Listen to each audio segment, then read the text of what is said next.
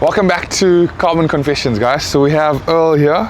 Earl is a famous car reviewer from the UK and all around the world. Yeah, based in Kenya and the UK. Okay, cool. Yeah. So Earl gave us a visit. He reviewed the cars, and we just wanted to chat to him today, obviously, about what are his favorite cars and what he's seen around the world. So let's firstly tell us what you think about the M4. Oh, this is I'm a two-door person. Like all my cars have to be two doors. Okay. So I have a Jimny, I have a C63, which is also a two-door, the coupe. So the M4 generally is what I would. So you take the M4 over the M3? But now this is the thing. After seeing the M3, after interacting with the M3, it's chunky in the right way. Yes. So it's a four-door, but the proportions are just right. But the previous generation, the F82, I would go for that over the F8. Okay. But in this generation, the G80 over G82. Yeah, the okay. proportions are just right. You know, the chunkiness, So you heard it here again, guys. G80 over G82. Yeah, that even as a two-door person, the G80 is just right. Yeah. Let's go inside and check some of the cars we have. So we have the Chinese cars here. I'm sure, how long have you been in South Africa for now? Oh man, long enough to know that the Chinese are taking over. Chinese cars are taking over. So what do you think about this? Firstly, do you know what it is? Yeah, I've reviewed a Tiggo 7. Okay. This is what? This is a Tiggo 9. This is the 9. So this is a 7. This is their top of the range vehicle. Top of the range. Like their flagship vehicle. Yeah. How much are they going for? So it's probably between 900 to R1 million. Yeah. Wait. So this is even more expensive than the T2. Yes, yeah. The T2s are relatively cheap. They're like 600. Yeah. This is way more expensive. And it's this under also the Cherry brand. Yeah. Can I see inside? Yeah, sure. Yeah. So massaging seats. Yeah. So the seats are what I want to touch. Yeah. And this actually feels the leather actually feels very premium, very comfortable. Yeah, very premium. The screen is not too big. You know, the car is big, but you have a full panel. You have a flat bottom steering wheel. You didn't even have that in the pre-facelift G80. So that is something. And yeah, so I think it's you see, like, what did you say, 900? So it's probably between 900 to R1 million for these cars. This is cheaper than, the other day I had an Alfa Romeo Junior, the electric car. Yes. That's over R1 million. For a small car, small subcompact. But the whole reason why at the moment the Chinese cars are actually taking over the South African market is a price point. Yes. Chinese cars are much cheaper than any of the other international brands. Yes. And also the value for money you're getting them. I mean, look at how big this SUV is, the size of it, the quality, and for under R1 million, you're not going to find that anywhere. Yes. Because the quality of the finishing, especially the seats, is no different than... even the drive is very nice. The GLE seats, for example, the Napa leather on Mercedes-Benz, doesn't feel too different from this. Okay, no, well, you heard it here first. It's, honestly, like the quality and then the price point, like you said, it's hard. So around the world, are you guys seeing a lot of Chinese cars as well? Yes, correct. So in the UK, for example, JICO has taken over a lot. We expect BYD to do the same. In my country, Kenya, the same thing. BYD is quite strong. Okay. The only problem with countries like Kenya and most countries around Africa, new cars are very expensive, regardless whether it's a Chinese or it's a German. I think that's happening here as well. So the price of new cars, I think we had this discussion the other day. So on the G80 M3, so obviously I bought this car brand new. Yeah. The car was like 2050 2.1 if you're going to buy it brand new last year. Yeah. Whereas if you look at the previous gen M3, if you had to buy an F80 M3 brand new when it came out between that 2014 to like 2018. 2019 period, you were paying about 1.2. Wow. 1.1. So look at that. And then if you go back to like an E92 M3, I still remember being in school and they used to give you the classifieds in the newspaper with the pricing of cars. How much was E92 M3 was about 700,000 rand. Wow. I remember the 1M because I'd always dreamt of buying like a 1M. Yes. The 1M when it launched, the price was 599. Wow. 1M, not even the 135, the 1M. The 1M, yeah. And now, I mean, they go for like 1.5 to 2 million rand because they're like collector's items now. Yeah, I think cars have generally gotten more expensive. I mean, you're a Mercedes guy. Look at the price of the new C63. I know. And it's not even big car. It's not the type of car you spend that money on. Can't compare C63 and M3. You can't. Let's be honest, you can't. Right now, so the RS5 is about to launch today. Okay. And we are, I'm hoping I'm hoping it's going to give the G80, the much needed competition, because for the longest time right now, the G80 has no Us competition. BMW guys know there's no competition. Literally, the compact performance segment has no competition for the G80. That S58 engine is just built so well. Yes. And then the platform with that X-Drive platform, you can't touch them. You know how when someone asks me, what's the competition for the G80? There you know what isn't. I tell them? Lamborghini. No, I tell them you have to go down and look for an M340i. That's the closest thing you get that, you spend your money and it's worth your money. Build it up, yeah. Okay. Because you go and buy, let's say a C63, the Alfa Romeo nowhere Giulia. close. They updated the Giulia, which looks good, but at the same time, the Giulia is only giving you what you already have in the rear-wheel drive M3. Okay. But if you want the full package, you don't get that anywhere. You know, it's honestly. Let's see what the RS5 will do. But it's they're supposed to launch it today. Probably going to be hybrid.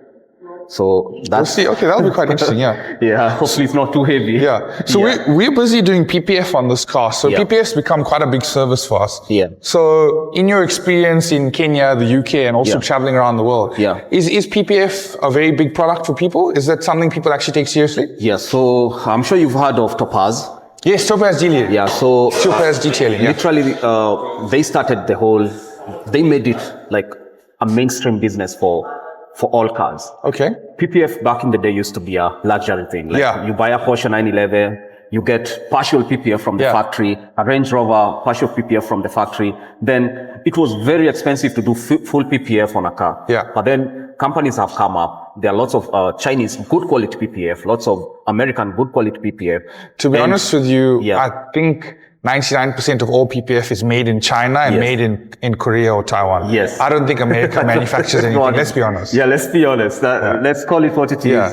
And I think even in Kenya, where people are buying used cars mainly, PPF is becoming common even on normal cars. I'm not talking about the luxury and performance cars, even on a car like So we're seeing that a lot here as well. So a lot of our market now is people with obviously we call them bakkies, you guys would call them trucks. So like your Fords, I mean your Amaroks, the VW Amaroks. We're getting in a lot of those vehicles as well. Obviously we still do it on like the G80s and the M2s and the Audis and like the V-Class. But I mean, look at this. This is a Chinese car. This is a Tiggo 9 and we just did a full car PPF on it. So you can see he's spending 900,000 rands. Exactly. So what I've noticed is here in South Africa, the threshold where people start to take PPF seriously and maintaining the vehicle seriously is as your vehicle gets to that 1 million rand threshold, that's the type of customer who wants to do PPF on their car. Anything below that, they don't take it seriously. But you've gone a step further with now colored PPF. Yes, of course. Which is now. And I'm sure you've seen the G80 and obviously the M4 as well. It has color PPF on it. Yes. So that's a huge game changer because so we actually have a vehicle here that we're busy unwrapping and we did that wrap about 2 years ago and the client just wasn't happy. It's normal vinyl, got it done and it started picking up spots and chips and just wasn't happy with it. So now color PPF is just the way to go. Look, you pay a little bit more, but then you're getting that 10-year warranty, you're getting longevity, you're getting a better product. 10-year warranty, like it's phenomenal. Okay, let me ask you a question. So if you had to do your car in a color, what would you pick? Let's look at the wall and tell me what you're gonna pick. Yeah, let's see. So I'm a bright type of color guy. Like I'm into brights. When I saw your G80, for example, the first thing I thought is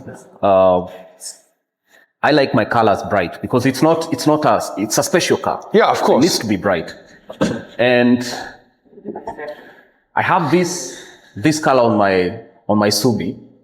So I thought of even doing this color on the AMG, but my wife didn't agree that. I would go either anything bright. So this.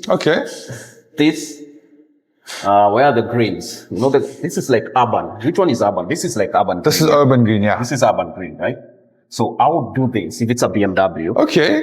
If it's a Porsche, I would do something like mint green. Yes, the Porsche would look good in that. Or even, I think, like for me personally, I'm just tied to this Ruby Star. I think, like Ruby Star is just going to be the color. Ruby Star is just amazing, and the fact that you got that shade. I was just comparing the shade when I was doing the review. I did pull out like a few Ruby Star shades on Porsches now they're paying, and it's spot on. It's literally quite close. How they did it, amazing. This floor is quite common. Like I've seen people do it even on home garages. Yes, but it's because it looks cool. Like, I mean, this whole setup. Yeah. And it's relatively cheap to do. I mean, not cheap on this scale, Yeah. but if you're doing just one garage, it's relatively cheap to do. How is it? You know, Is it easy to clean? it is easy to clean. The only problem is stuff gets stuck underneath. So I've built drainage that goes that way. And you know, all of these tiles, I ordered them from Temu, hey? Oh, really? I ordered all of these from Temu. Really? And they look quite premium, honestly. Yeah. But like you said, most stuff are made in China. Exactly. It's not like you're going to get anything. No, but I'm really glad, like top 5 that you've seen in the world. Like that's Setup, actually... yeah, setup, honestly, setup is amazing. And like I said, your space, most people would, you know. But this is what we're talking about.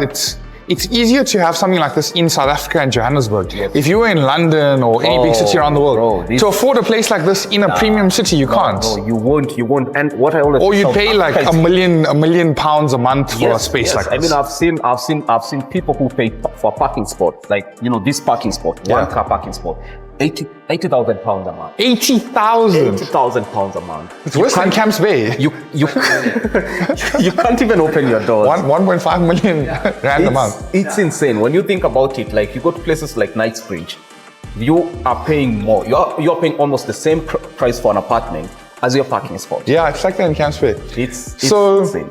The most popular cars for the last, I'd say, month or so in South Africa are currently the Jetto T2s. Yeah. So we have one here. We just want to show Earl quickly and get his thoughts on it. Yeah, let's see. I haven't actually reviewed it in person. We're going to, don't worry. And it will be nice. Yeah, so they're getting their paint. Is this OEM paint? Yeah. This is OEM paint, yeah. So what are you doing on this car? So the cars come in for full car PPF. Yeah. So we're going to do matte PPF on the whole car. Yeah. And I mean, look at the change in, like we're talking about the change in people's opinions and people's like spending power in terms of doing PPF. I mean, this is a 600,000 or 700,000 rand car, and the guy's spending money on PPF, and also then we're doing the full body kit on it. So we're gonna change the bumpers, change the arches, change everything around it, add the box, add the ladder, maybe a bonnet scoop, the spoilers on the top. So it's gonna be a full change and a full body kit. So and then we'll definitely bring you in for a review on that. Yeah. So let me ask, what do you think of the car? I like the look of it. I like the shape of it. I've driven one on the road, very comfortable drive, nice features inside. Can I see inside? Yeah, definitely. I think for that, Joseph, have you got the key?